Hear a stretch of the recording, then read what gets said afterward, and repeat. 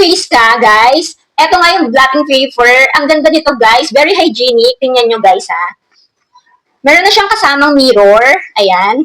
Then, meron siyang ganito.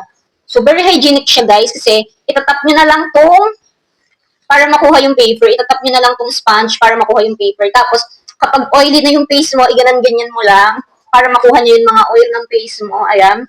Tingnan nyo. Sobrang mantika na ng aking mukha. So, ayan guys, tingnan nyo naman yung mantika ng mukha ko. Oh. Tingnan mo. Tapos, tatanggalin nyo lang. Kitang-kita yung mantika ng aking mukha. Sobrang hygienic nito guys. Kasi itatap mo na lang siya guys. Okay na, di ba? Kung oily face ka nga, lagi nagmamantika yung face mo. Bagay na bagay nga po sa'yo itong face paper o blotting paper na to, guys. May kasama na siyang salamin. May kasama nga siyang pangkuha ng paper.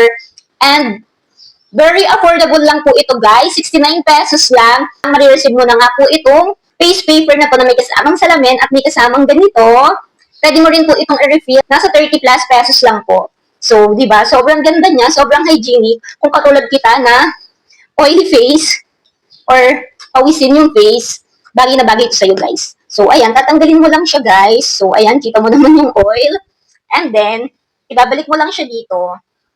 O, diba? Sobrang ganda, guys. Nakabox pala yan pag darating sa'yo. Kung kailangan mo nito, guys, ilalagay ko na lang ang link nito sa yung basket. Yun lang po. Thank you for watching. Bye!